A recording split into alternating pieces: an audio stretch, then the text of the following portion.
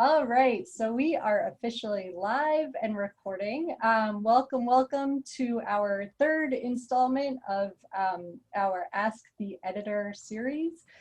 I'm super excited today to have Neil Aitken of Boxcar Poetry Review.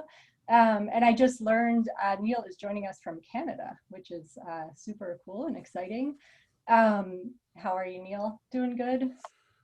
Pretty good, pretty good. Yeah. It's a little bit after 9 o'clock where I'm at, but Right. it's good to be up and not sleeping in, maybe. Well, thank you for joining us bright and early.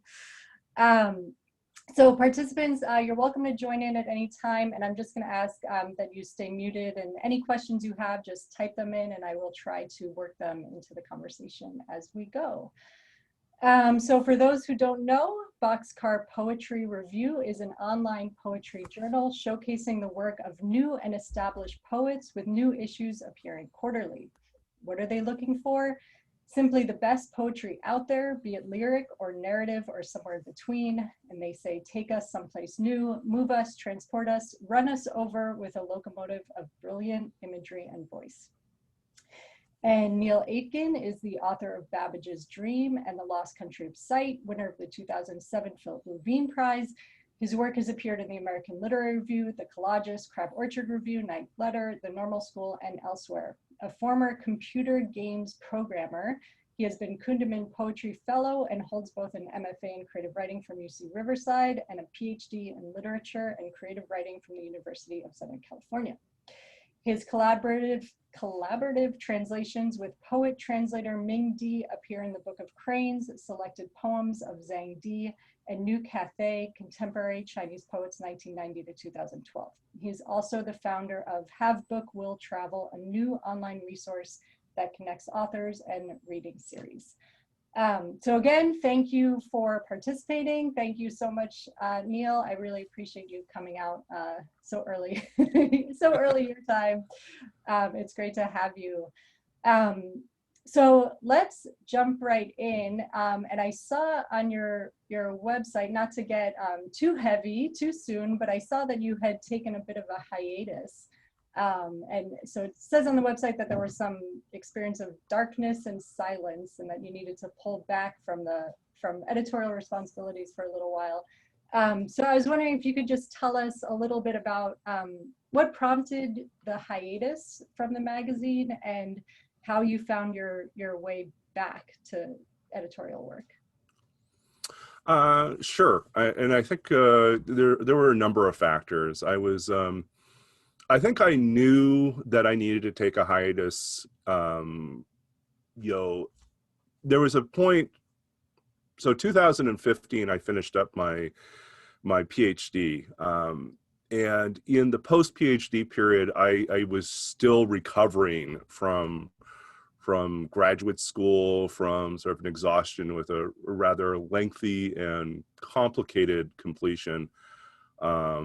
And just feelings of general inadequacy. I was entering the academic job market at a particularly rough time, where basically as a Canadian in a immigration adverse climate, I was simply not being considered or being dropped out early in consideration. So there was a bit of depression that came with that, feeling like maybe this is not going to be the path that I have to take forward.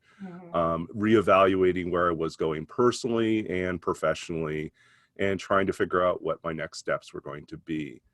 I was also navigating a complicated green card application process, which was also very lengthy, expensive, and ultimately in 2019, I made the difficult decision of just pulling the plug and dropping out of the application process at the finish line. The only thing left I had to do was go for an interview and pay an additional $1,000. But, in the middle of a Trump administration, it just didn't feel like a good bet. I ended up deciding it was safer to move back to Canada. Save my money, and basically what was fortunate was that I had advanced far enough in the process that I could simply pause And then if I wanted to resume the application at some point in the future, it would cost me maybe about 8 months of processing, but I could resume. So a lot of personal reevaluation, and I feel generally as an editor that you should not be evaluating other people's work when you yourself are not in an emotionally stable, comfortable place. I feel that it's not fair. If you're coming to it with some sense of frustration, anger, or I won't say depression, because I think writers always are navigating depression. So if we never looked at anything, well, we were, if we only had to be happy when we were looking at things, that wouldn't work. But I do think, like, if you're coming to, as an editor, if you're coming to work with anger, frustration, or desperation, then you're not really evaluating people's work fairly. And so the most responsible thing I could do in sort of that period of inactivity, and I just let things kind of accumulate over time, was simply to close the journal for a period, send back all the things that had been sitting in the slush pile, and wait until a point in which I felt comfortable restarting and rolling out. And so that came basically at the beginning of this year. And I said, okay, this is the time to do it. So I opened submissions for a month. I think it was a month and a half, 2 months. And I just had a flood of new submissions, and I evaluated them, and we published an issue. I closed submissions, reopened them for a month, and then was flooded again. So now I'm in the process of working my way through another round of, I think it's over, like, I got something like 430 submissions in a 30-day window. Oh, wow. So, so there's that. But I think a lot of it has to do with just being responsible. And I felt that I wouldn't want an editor in a bad emotional, mental state trying to handle my work. And the only responsible thing to do was basically take a break until I was ready to do it. Yeah, that's really insightful and mature of you. I mean, I think, you definitely don't want to be resentful of the work and the submissions coming in. I think that's not a good place to be in. If you look at the submission pile with dread, with serious dread, you're not going to be able to look at those submissions fairly. And part of the solution then is also, can you delegate? Do you have enough readers to help you out reading through the process? If you don't, can you break up the reading process into something more manageable? Right.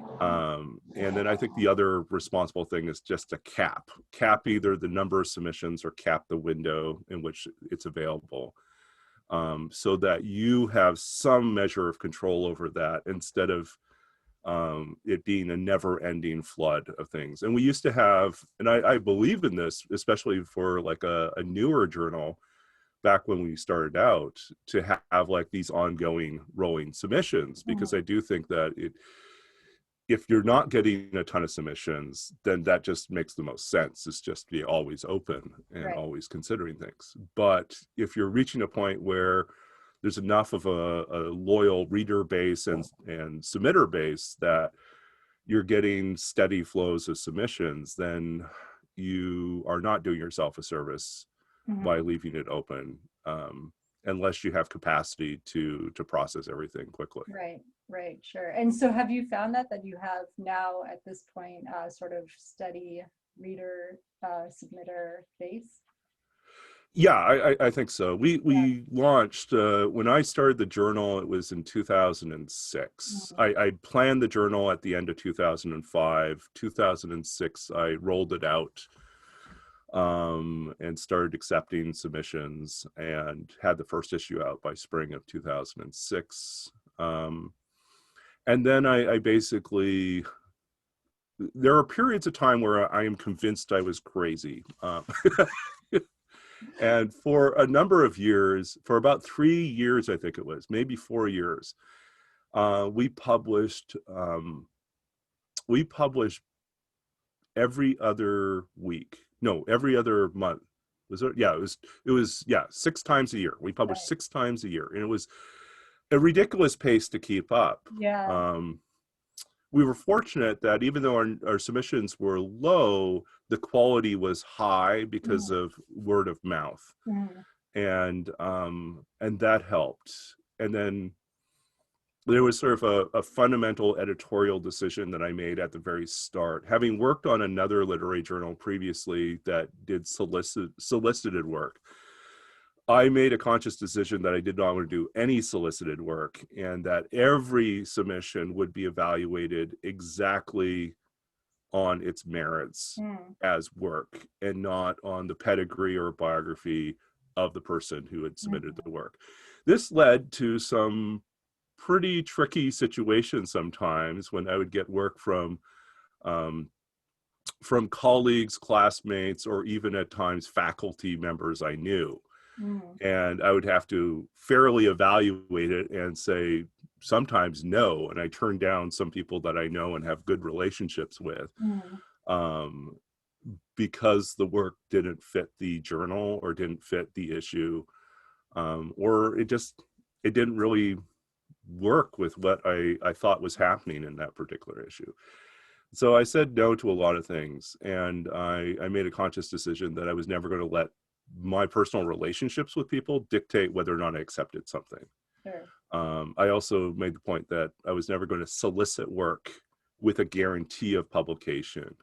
I might, on occasion, if I hear someone read it at like an open mic and say, oh, that sounds really interesting, would you mind sending me a copy to look over with no guarantee? And I'd be upfront with no guarantee that I accept it. I'm just curious to see how it looks on the page. I would do things like that, but right. I would never, guarantee publication for things. Did you ever? And I think that basically, having established that early, set sort of a tone, a reputation for the journal as being fairly ruthless in terms of its adherence to the quality of the work, regardless of the biography, always comes first. Sure.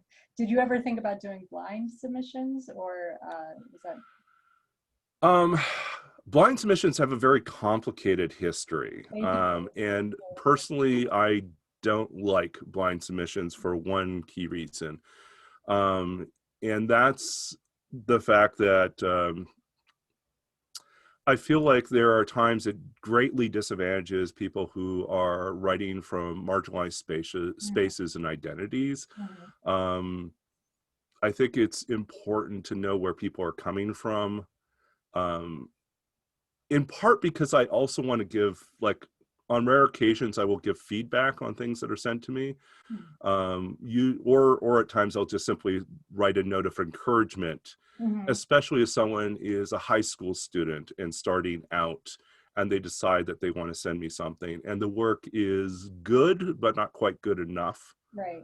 I want to write a note for that. I want to write notes for people who are, maybe the first in their family or first in their community to really step out and try writing poetry for a larger consideration for publication. And maybe they'll express interest in knowing more about how they can get started, and I'll send them a note. I think that, those cover letters are useful for me. But again, it's like all it really does, I'll be honest, there are times when I read people's bios and they set a bar that's very high for themselves and then they don't deliver. That also happens a fair bit. So people will drop all sorts of names in their bio and in their cover letter. And then when I read the work, I don't see how any of this ever got published anywhere. That's really funny, because I think a lot of writers feel like their bio is so important, and it's so important to have those high caliber names in there. But I can see how that might it's a two-edged sword. Yeah. So, I know from the past that I once got a submission from someone who had published in, I think it was Kenyon Review, and that sounded really impressive until he also dropped the time period when he was published. And back then it was like an undergraduate journal. Oh, interesting. It wasn't a national journal. And so, yes, he was published in Kenyon Review, but not the Kenyon Review that we know. It's the very, very early Kenyon Review, before it had established a reputation as a national literary journal. Right. And then you start to realize, that might be true of other people's credentials, is that it doesn't necessarily mean that what we associate with the name, the ethos of the name, does not necessarily correspond to the quality of the work that's being published. Right. And then the other thing is, having worked on the inside of like other literary journals, you start to realize there's politics that goes on too, and some people get published as favors to friends, or a friend of mine worked at one East Coast literary journal as a graduate student, and she said, a lot of times what it boiled down to was like, we'd have a committee. Each person had maybe one or two guarantees. They could say, I want to guarantee that this person gets into this issue. Oh, wow. And so they would override like the committee and could vote someone into an issue. And I thought, I mean, on one hand, it's great because it means that if you're well connected, you're going to get your poems into an issue, but really should it be about connections and not about like the quality of the work? Totally. But it's also the problem of like, committee decisions are problematic, in my opinion, at least in my experience, because what often happens is what gets published is what people can agree on, which doesn't necessarily mean the best work gets published. It means it's the work that's most palatable to the largest group of the committee. And so things that are controversial, things that are difficult, things that are challenging, things that are experimental may not necessarily get a majority vote and therefore don't necessarily get published. Sure. And that's a shame. I think that means that then we kind of homogenize our issues and we don't get to really champion things that are cutting edge or challenging, our expectations, so I think that's kind of a key thing to consider too, about like, what is the dynamic in that committee decision. If we have too many people, that can be problematic. If the people in the room around the table all come from the same backgrounds, same experiences, then, and especially if you have so let's say a journal says, we like to publish a more diverse representative spectrum of writers, but around their editorial table, it's all the same white people that all come from the same New England village or town. It's not going to be representative. I heard this from a friend of mine too, about judging for a competition, or it was kind of a competition / reading series type thing. And she talked about the fact that, she read everything blind. And she said, I read everything blind and then I choose the work that resonates with me the most. And then she later commented on the fact, it's really surprising to me that we've chosen white male writers for the last 3 times. Yeah. And I'm just like, it's not a surprise to me, because the problem of things that resonate with you is that privileges your own lived experience, and it doesn't make room for experiences that are outside of your own. And it's a blind spot. So the irony of blind readings, blind submissions, can be it creates the blind spot of the reader doesn't recognize how their own biases and lived experience are influencing what they're doing, what they're selecting. So when choosing work, it's not really always about what resonates, it's about what moves or affects us. And so difference can move and affect us. Taking us someplace uncomfortable and unfamiliar can be what's most important. Sure. That's interesting. This isn't related to the journal exactly, but I'm wondering if you have an opinion on writing workshops, because I was thinking about that. I think there is sort of that danger possibly in writing workshops, that you're sort of responding to a committee and your work is being shaped by this collective group that, and maybe it doesn't generate the most innovative work if it's depending on the workshop, I guess. But I was just sort of wondering if you had an opinion about that. I think the traditional workshop model, which has been heavily interrogated and questioned in the last decade or so, but the workshop can be a place where people get homogenized as well, right? And I think that's definitely a parallel. I think the biggest problem is when a workshop models a particular type of feedback that centers the experience of the reader over the intentions, goals, or what's actually in the text. And so if the reader says, this reminds me of a story by so-and-so, or it makes me think about my own relationship with my aunt or whatever, that's not about the text. It's about you. And you've like centered everything around you. Or if you find yourself prefacing every comment with, if I were you, this is what I would do. You're not that person. It's like, and so your choices are not actually going to matter. In my coping strategy when I was in workshops was to think of it this way. I would take notes in response to people's feedback, and if something they said, in this case, I would use the word resonate, resonated with me because it's about my poem. If something resonated with me is like, I think they have a point here. I think there's something maybe off about this line or this image and I need to address it. I personally would make the notes on my copy.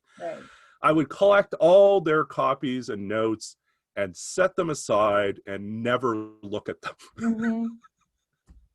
Maybe I could do a cursory glance to see if they had something nice to say, but for the most part, I wouldn't go back to those notes. I went back to like what came to me organically in that conversation.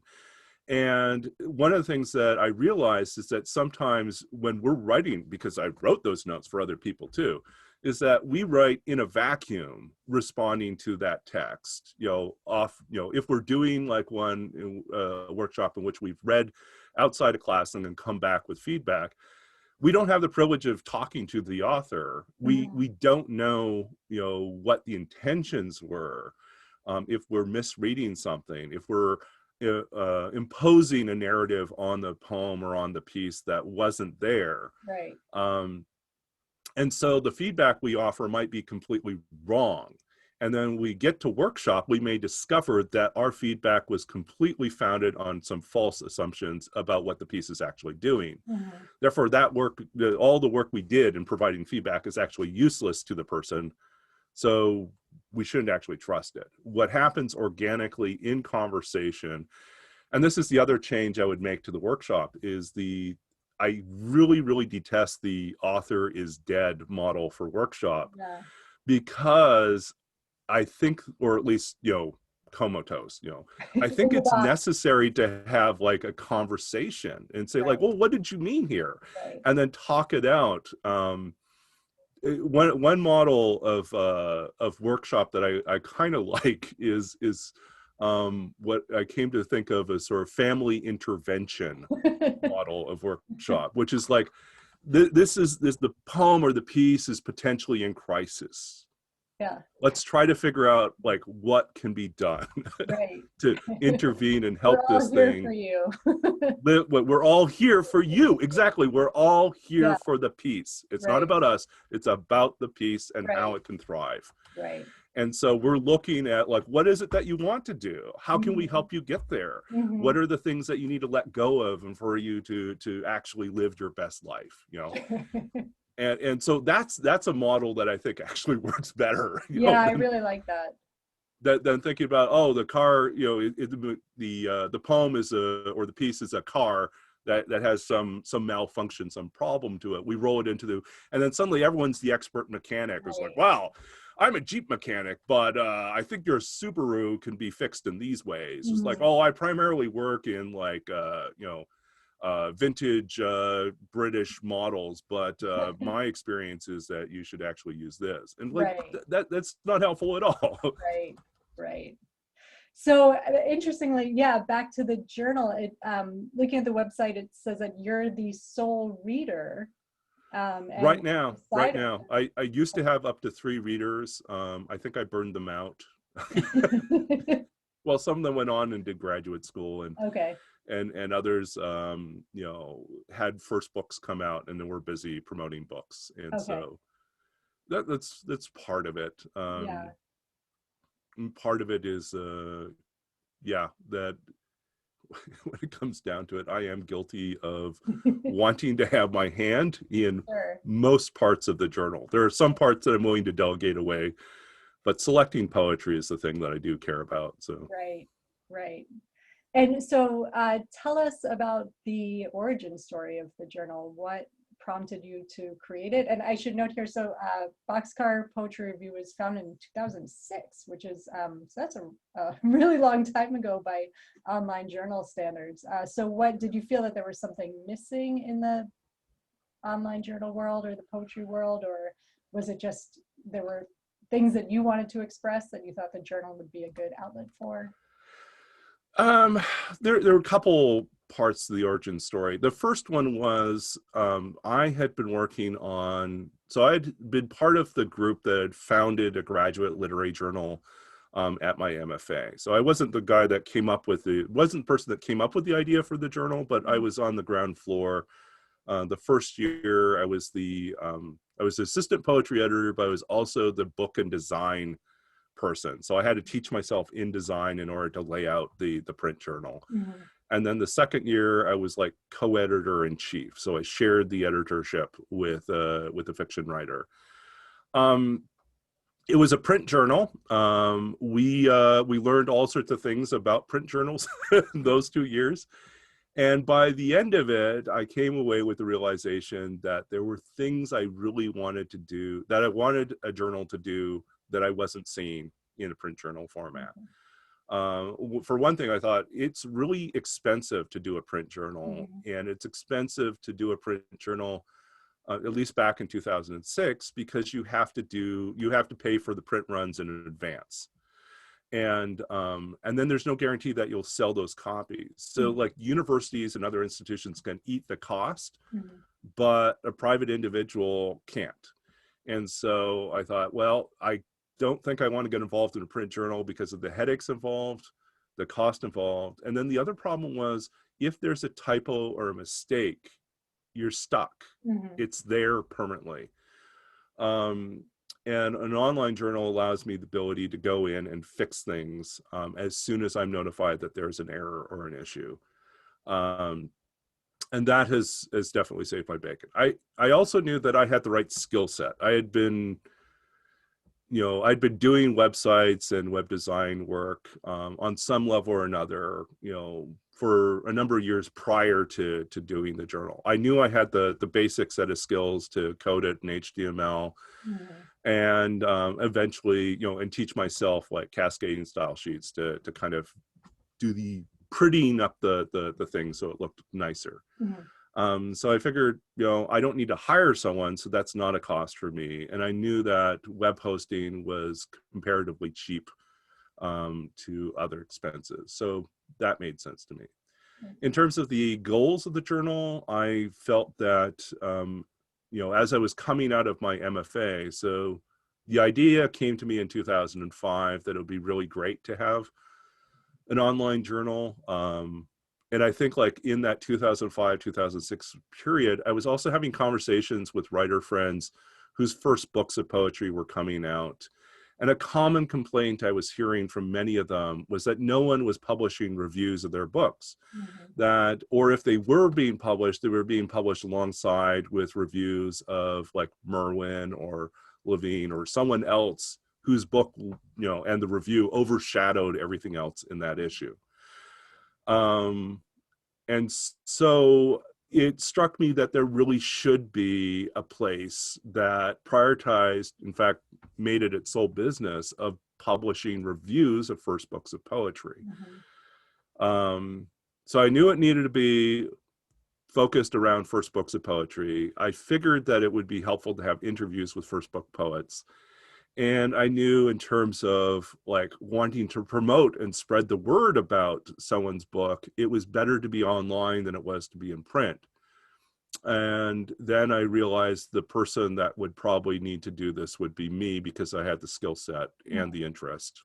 So I was like, I guess it's going to be me. And with the hubris of every first time, literary journal editor launching their own project, I thought this will be manageable. it won't eat up that much of my time. And It's a side project. it's a side project, right? So yeah, so that's how it came to be. And I called it Boxcar because part of my childhood was spent on the Canadian prairies. And I loved, the sound of trains moving through the countryside. And I loved the idea of the boxcar as something that can contain anything and ultimately can go anywhere. And I figured, since I didn't know where I was going after my MFA, I like the idea of the journal being named something that could represent that type of transience, that type of nomadic experience of being able to move and be something different wherever it ended up. Yeah. And so every issue is basically like that. The other thing I went into the journal thinking about is like, what do I want? How big is this journal? And having worked on a larger graduate journal with a lot of moving pieces, a lot of parts, I thought what I want is something more manageable. I want a journal that you could read in a lunch hour. And so I decided, having, had the experience, when I was in Los Angeles, I spent, well, actually, even as an undergraduate, I got into the habit of every few years making like a little personal, privately run chapbook of stuff that I wanted to share with friends. And so I had a lot of chapbook experience, and I thought, I want something about chapbook size. So it'll be about 10 to 14 poems per issue.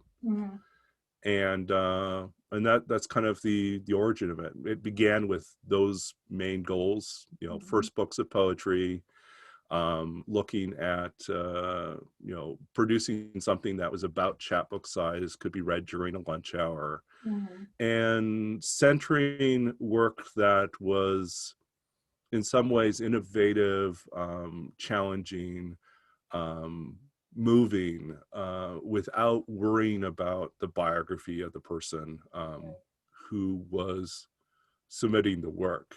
It was a consideration, maybe, like I said in the evaluation of the work.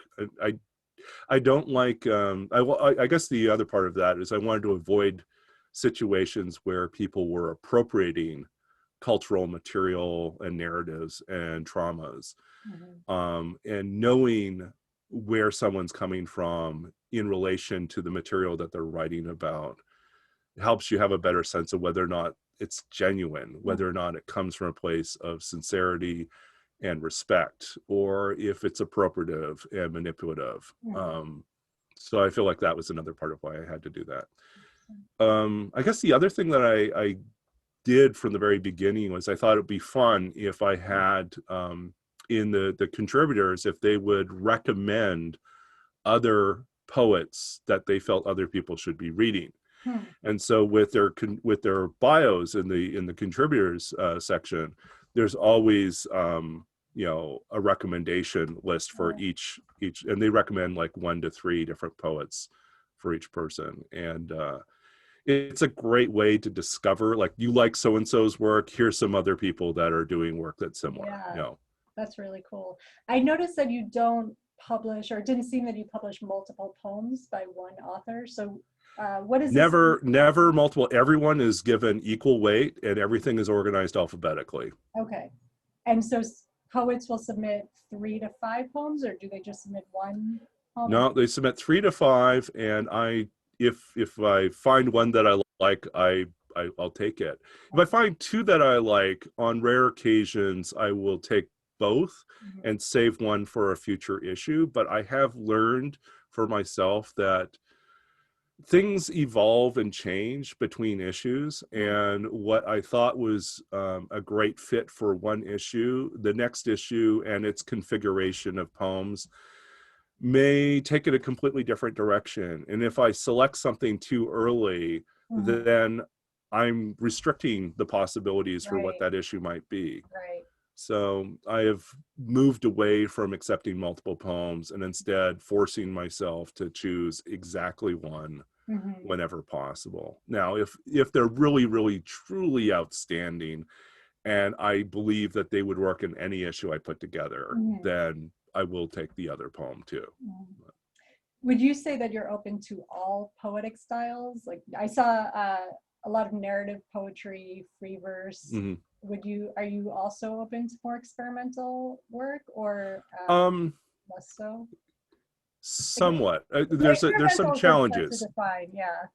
There's some challenges. I would say I am open to reading and considering work from all styles. Mhm. If you go back far enough, you'll actually find even an example of someone that sent us something in a concrete poem style, like in a shaped poem.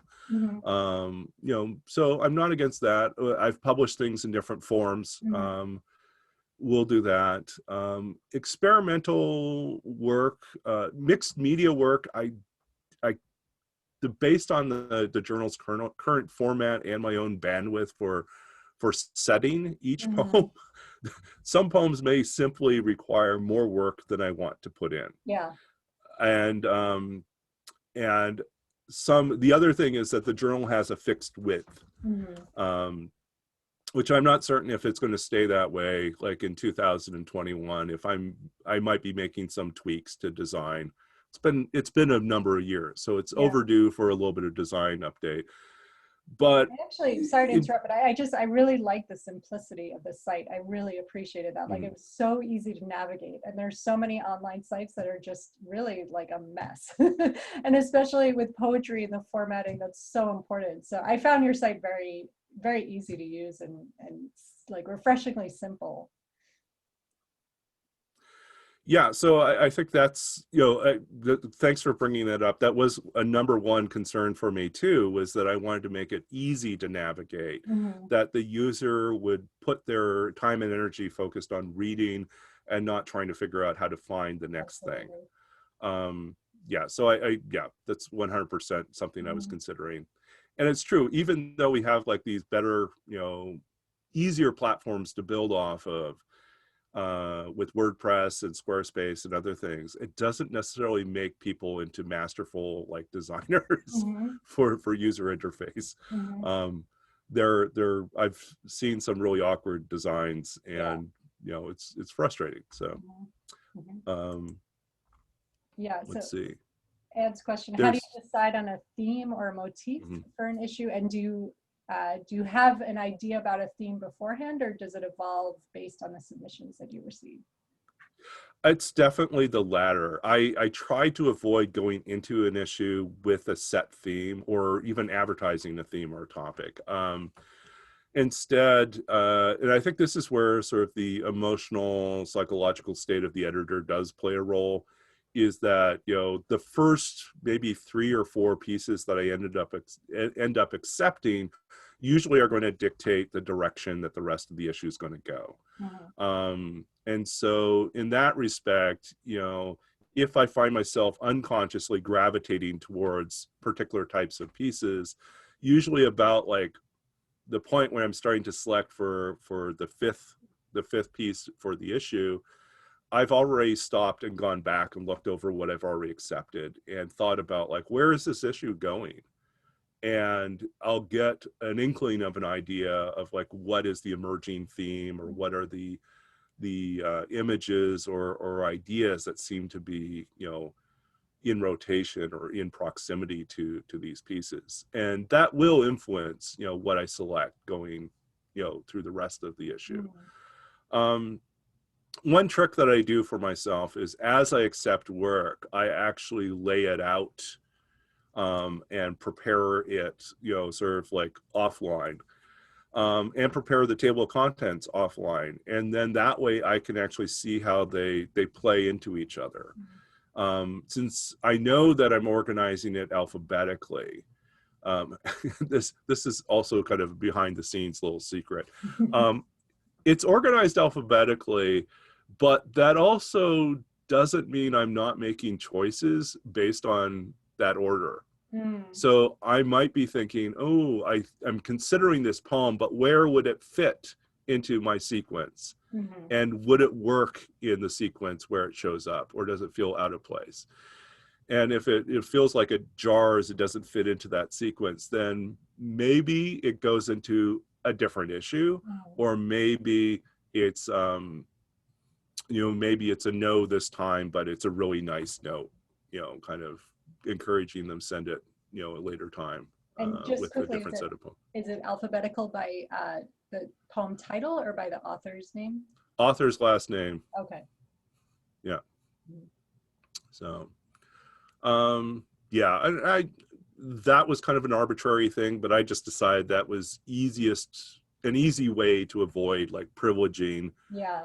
And also a way to kind of have an initial, or as we say in computer science, a heuristic for sorting, but sort of like a shortcut to simplify like the arrangement of the issue. Because otherwise you could spend a long time agonizing about how you organize the issue.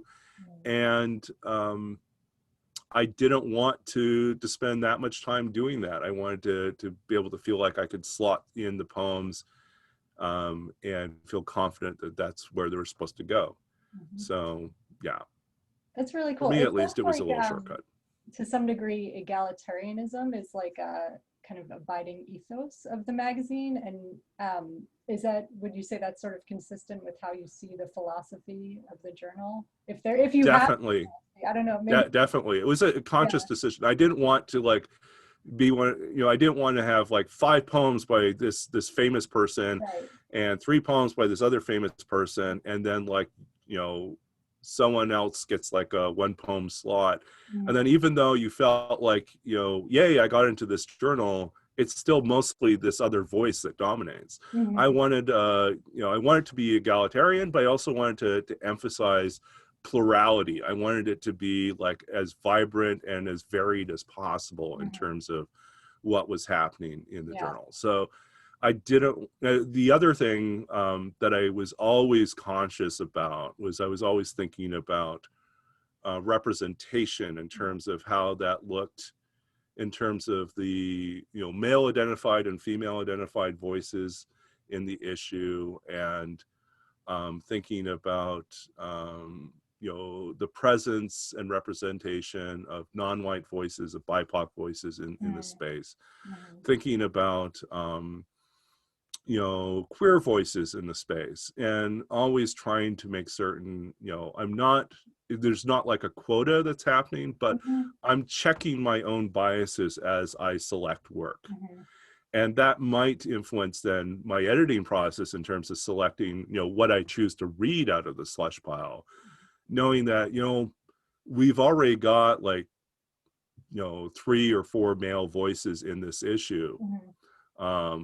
I shouldn't be hunting for more male voices. I should be looking for more female voices. Sure. And oddly enough, it's usually the opposite is the problem. I've got like 7 female voices, and I'm like, I probably should be looking for at least a couple male voices in here. Sure. That's a whole different conversation about who submits and what people assume about the journal and about my preferences. I think that's actually, that also comes from people looking at my name without looking at where I'm coming from. Because I have a very Scottish name that obscures the fact that I'm mixed race. I'm part Chinese and part Scottish and part English. And it obscures my own history of having, I was born in Canada, grew up in Saudi Arabia, Taiwan, and before returning to Canada, and then spending most of my adult life in the US. Or that I'm multilingual, or all these other things, or that I do work in translation. And so I think like when people make assumptions about the editor based on their name, it's deeply problematic because, and I think usually I find, unfortunately, it's mostly men that do this. They think that they're safe in sending me certain types of work, and I just look at it and think, no, definitely not, and definitely not. Right.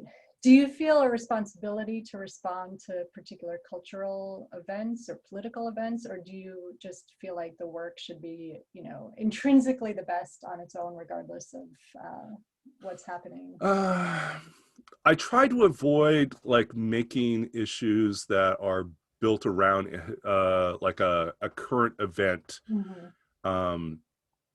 I don't want it to feel that it's so topical that it will also phase out just as quickly. That being said, I will publish things that deal with contemporary current events and issues if they stand up on their own. Sure. So if the merit is there already, regardless of the subject matter, and the subject matter is just kind of the extra that takes it into even more of the current situation. I think like that's usually how I look at it. So I don't begin with assuming that I'm looking for poems that, like, for instance, right now, I'm not looking specifically for poems about anti-Asian hate, right? One, I think it's because violence against minorities and against migrant populations and against, BIPOC populations, and especially against Black and Indigenous populations, has been ongoing for generations. And the current outburst is not, an exception. It's actually symptomatic of a deep problem that's persisting. And so, you know what? People have been writing about this for a long time already. There are going to be some great poems about this. There are going to be some great poems that are in dialogue with this. And you don't need to wait for the current moment to write about it, to make it based on that. And I think in a way, I guess part of my resistance to that is because I feel like it can feel exploitative. Yeah. It can feel like, the current trauma is an excuse to write this poem so I can get myself published. And I don't think that's always the intent, but it can sometimes feel like that when you're reading it. And it's like, I don't know if I trust this. Right. So. Yeah, and I think there's a danger too of making it seem like a fad, like, okay, we dedicate an issue to this one topic and then we move on because it's no longer relevant. So I think that's exactly a danger. Yeah. So I haven't done any issues that are explicitly pandemic issue or. You really don't need to. I'm sure there's a lot of submissions. Well, there are places that have done it, and I think it can.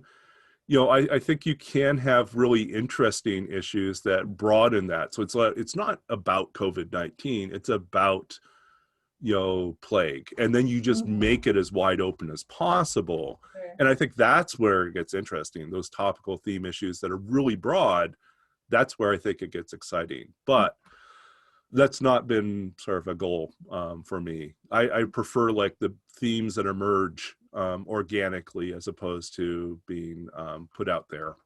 Even though, I say that, and then at the same time, I will read the issues of other people's journals that are thematically organized or based. Yeah. Sometimes because it's really interesting.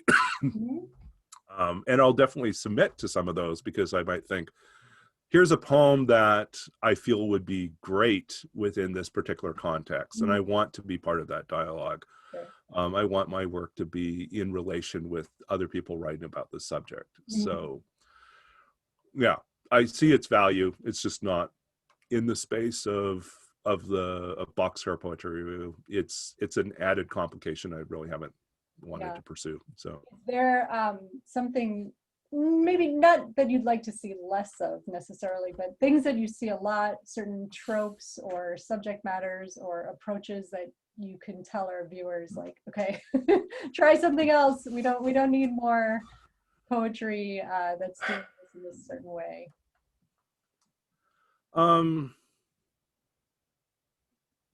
The things that I really don't, I feel like there's always an exception somewhere to any sort of rule or prohibition that you put down. But I guess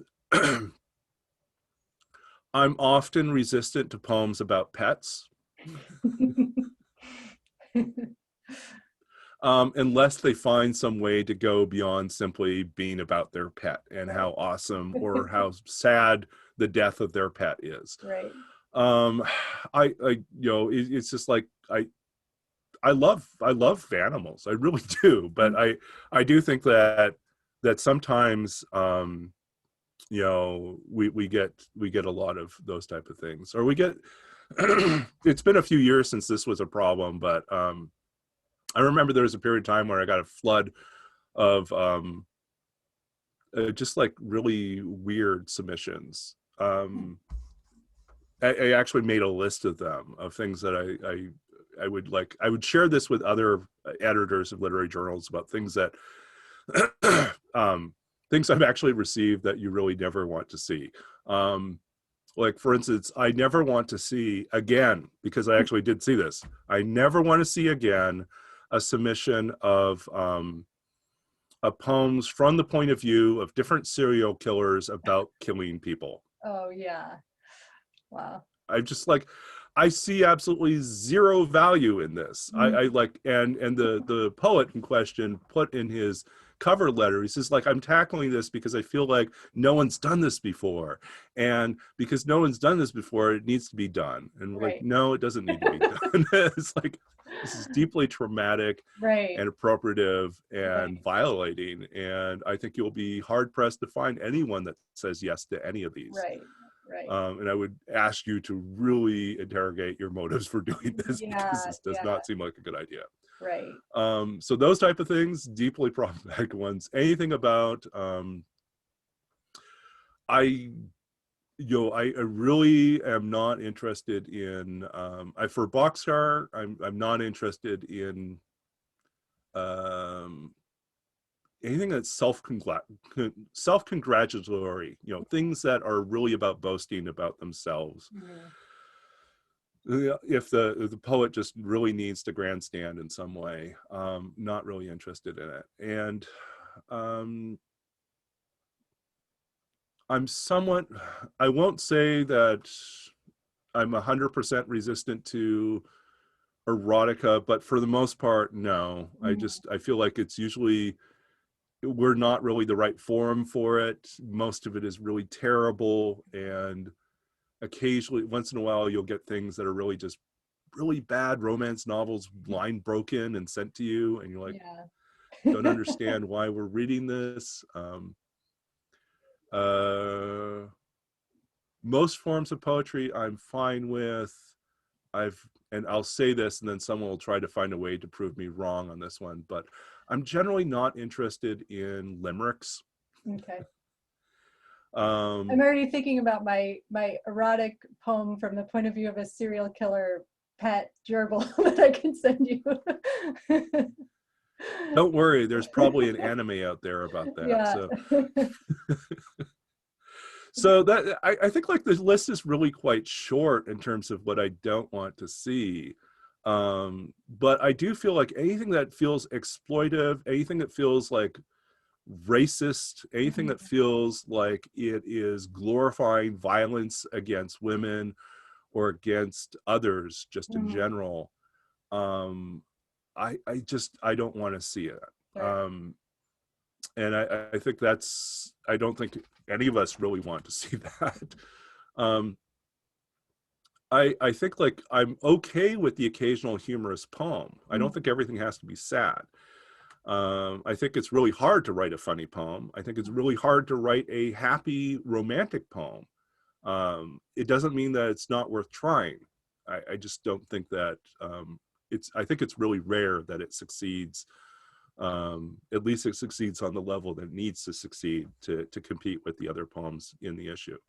If I'm only taking 10 to 14 poems, and I'm getting somewhere between 400 and 500 submissions per issue, when you do the math, you see that it's not really a large percentage of poems that get accepted.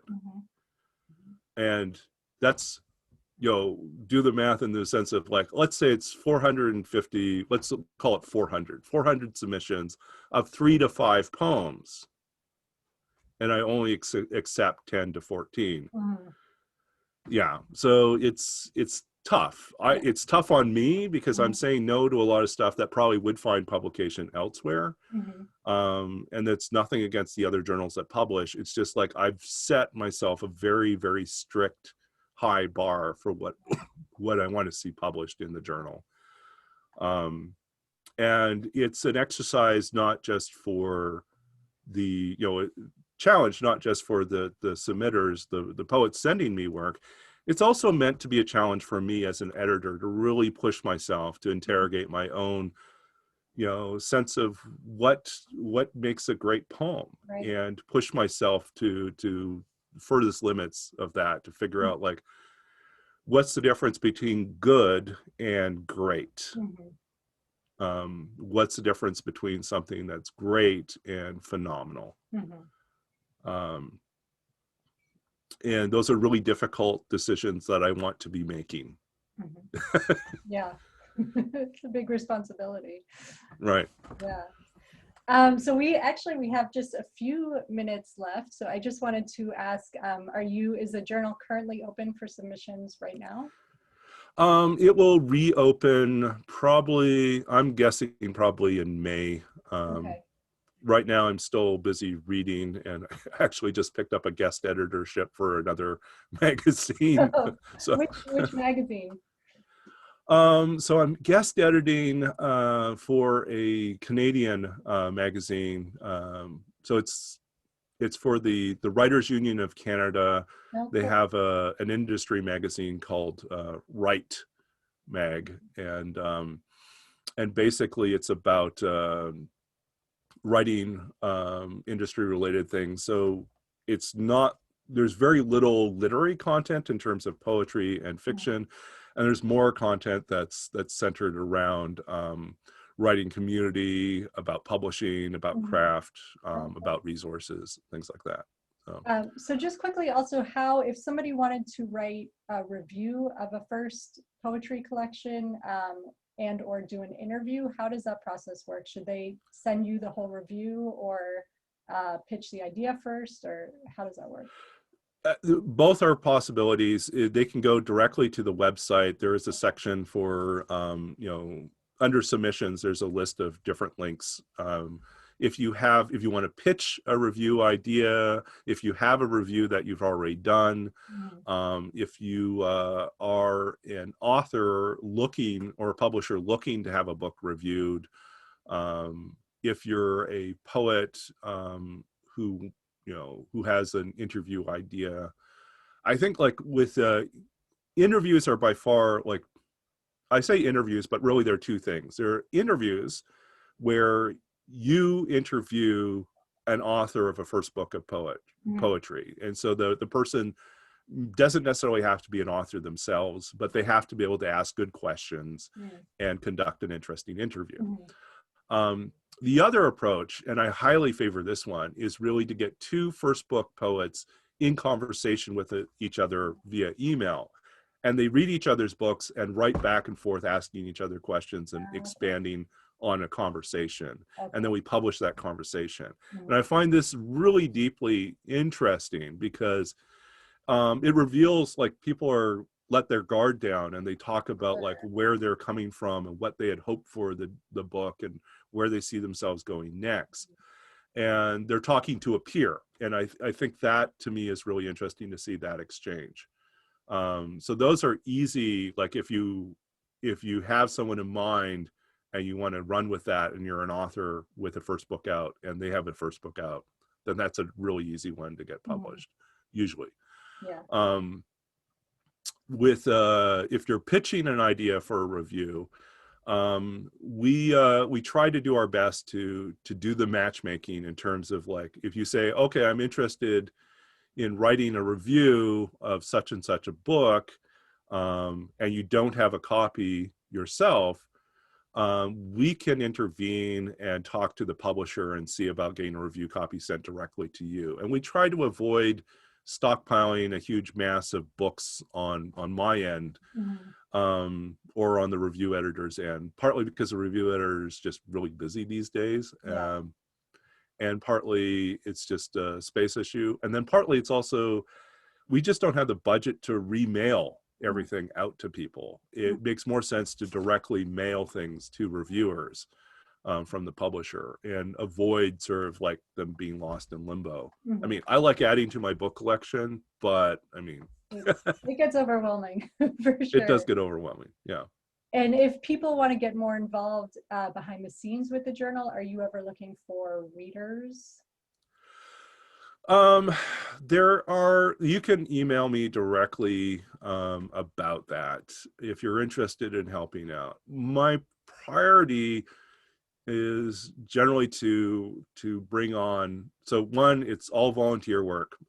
Sadly, we don't have an institution to back us, so it's at this point it's all volunteer work. So that's one thing to know going into it. The other part of that is my preference for hiring is generally to support mentoring and fostering other BIPOC writers and giving them spaces in a literary project like this. And so usually who I bring on board are other BIPOC writers. And to me, that's just like, it's an opportunity to support people in preparation for them starting out their own journals if they want to do that. Where we currently see a need right now, I'm always interested in trying out new people as readers. And I've learned to create more reasonable limits in terms of how much I send them. So I'm fine with doing readers, and I'm also, at this point, I want to expand the number of people that are helping out on the review editing and assistant editing side, which really has more to do with part of it's copy editing for reviews that come in, and coaching people through reviewing if they're new to it. And then part of it is also just sort of a bookkeeping / liaison between like reviewers and publishers. And that's a role that probably will need to add at least one more person into. Okay, so that's a great way to get involved with the magazine. Yeah, so that's a great way to get involved. And yeah, so if that's of interest, then that's something to reach out to me about. But yeah, the journal was always designed to be able to expand and contract, you know, depending on the number of people involved. I have an art editor right now. I have an interview / conversation coordinator editor. And he's also very busy. I do need to check in with him and see what his bandwidth is these days. And then I have, yeah, so review editor, interview editor, and art editor pretty much are the roles I have right now that are currently filled, but probably will need assistance at some point. Art editor, less so. She's been able to keep up with things. And we get a trickle of submissions in, so it's not that bad. Right. Okay. Well, this has been great, Neil. The time really flew by. Is there anything else you want to let us know about your journal, submissions?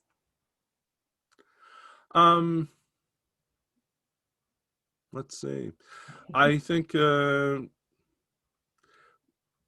I'm trying to think if there's anything. You can follow us on Twitter.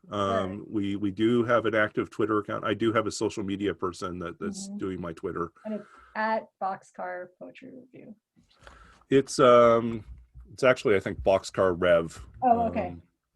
Yeah. I should know it. I just followed you guys. I can put that. I'll put a link up with the video.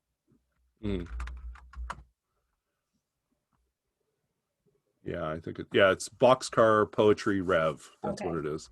Okay, great. Okay. Great. Yeah, so yeah, you can follow us on Twitter, and you can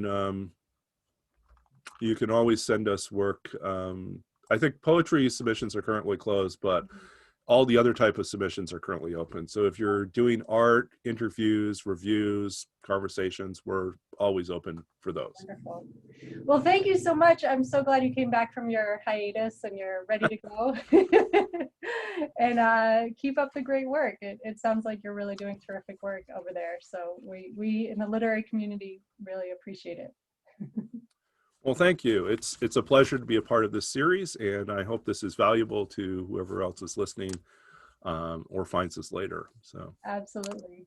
All right, I'm gonna turn off recording now and